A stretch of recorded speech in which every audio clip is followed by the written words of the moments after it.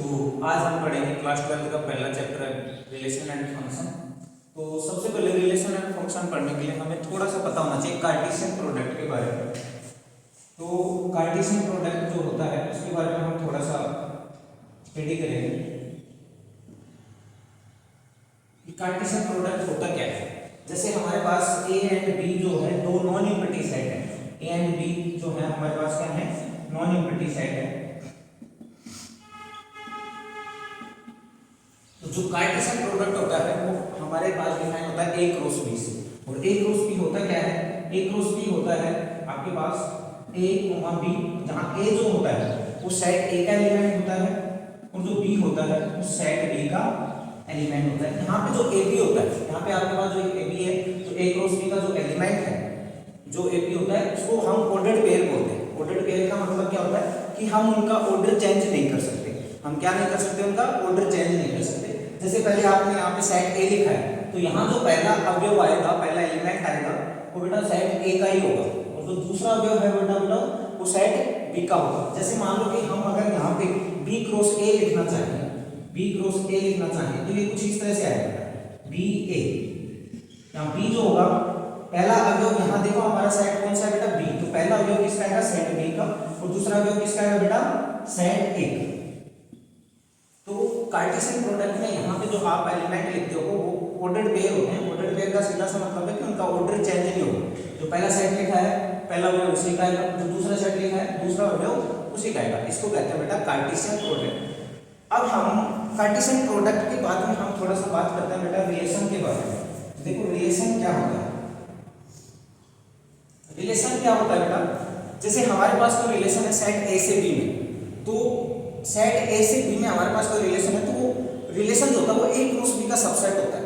कुल मिला के जैसे मान लो मैं आपसे कहूं कि R will be the relation, R will be the relation from set A to B, from set A to B. R जो है सेट ए से बी में from set A to B relation होगा यदि आर जो है वो subset होना चाहिए ए क्रॉस बी का। अगर आर ए क्रॉस बी का सबसेट है तभी उसको हम रिलेशन कह सकते हैं। इसका मतलब ये हुआ कि बेटा ए क्रॉस बी का एवरी सबसेट, ए क्रॉस बी का एवरी सबसेट अपने आप में एक रिलेशन होता है। सेट ए से बी में ए क्रॉस बी का हर एक सबसेट, हर एक उपसमुच्चय, जिसे हिंदी में उपसमुच्चय बोलते हैं, वो क्या होता है बेटा, एक रिलेशन होता है। यानी ए क्रॉस बी के जितने भी सबसेट बनेंगे वो सब अपने आप में एक रिलेशन है। सारे के सारे बेटा क्या है, रिलेशन है। तो ए क्रॉस बी के जितने भी सबसेट बनेंगे वो सब अपने आप में क्या होता है बेटा, एक रिलेशन होते हैं। अब देखो रिलेशन के इसी के बाद जैसे मैं आपको कार्टेशियन प्रोडक्ट करके भी बताता हूं। जैसे हमारे पास बेटा एक एग्जांपल है, हमारे पास एक सेट है जिसमें अवयव है 1 2 3। एक दूसरा सेट है बेटा उसमें अवयव है बेटा एलिमेंट है ए। तो हमें ए क्रॉस बी कैसे निकालना है, देखो ए क्रॉस बी बेटा आपका जो निकलेगा वो कुछ ऐसा निकलेगा। देखो पहले हमें एलिमेंट किसका लेना बेटा, 1 का, और 1 का बी के हर एक एलिमेंट के साथ करते चलो 1 ए आएगा, फिर दूसरा क्या आएगा बेटा 1 बी। इसी तरह से आपको बताना है बेटा 2 इस ए का एक एलिमेंट ले लो 2 का ए के साथ करना है, 2 का बी के साथ करना है, तो आपका बेटा आएगा 2a 2b। इसी तरह से बेटा आपका क्या आएगा 3a और 3b, 3a और 3b। तो यहां से आरपीसी में थोड़ा एक छोटा सा क्वेश्चन पूछा जा सकता है। वैसे एनसीईआरटी में ऐसा कुछ नहीं कि अगर ए में 3 एलिमेंट है बेटा, बी में 2 एलिमेंट है, ए क्रॉस बी में टोटल कितने एलिमेंट है, देखो 1 2 3 4 5 6। यानी बेटा अगर ए में 3 एलिमेंट है, बी में 2 एलिमेंट है, तो ए क्रॉस बी में कितने एलिमेंट आ रहे बेटा 6। तो कुल मिला के बाद बेटा ऐसा हुई कि अगर सेट ए में नंबर ऑफ एलिमेंट आपके पास m है, सेट बी में नंबर ऑफ एलिमेंट आपके पास n है, तो बेटा number of element A cross B में कितने होंगे बेटा, number of element in A and number of element in B. यानी बेटा क्या होगा m into n। ये छोटा सा क्वेश्चन ऑब्जेक्टिव में क्वेश्चन में पूछा जा सकता है आरपीएससी बोर्ड में कि आपके पास सेट ए में m एलिमेंट है, सेट बी में n एलिमेंट है, तो ए क्रॉस बी में कितने एलिमेंट होंगे। तो सिंपल सा क्वेश्चन है बेटा, ए में जितने एलिमेंट होते हैं उनको मल्टीप्लाई कर दो किसे, सेट बी में जितने एलिमेंट हैं। दूसरा क्वेश्चन यहाँ से सेम ही तरीके से हमने अभी थोड़ा क्या डिस्कस किया बेटा कि एक रिलेशन जो है ए से बी में है, तो वो क्या होता है बेटा, आर जो होता है ए क्रॉस बी का सबसेट होता है। यहाँ देखो R will be the relation from set A to B if R is the subset of A cross B. R relation तभी बनेगा फ्रॉम सेट A से B में जब R किसका सबसेट हो बेटा A क्रॉस B का।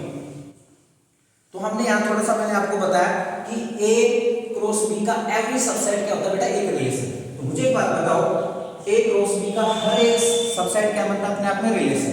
तो मुझे बताओ अगर मेरे पास सेट A में 3 एलिमेंट है, सेट B में 2 एलिमेंट है, तो A क्रॉस B में कितने एलिमेंट आएंगे बेटा, 6।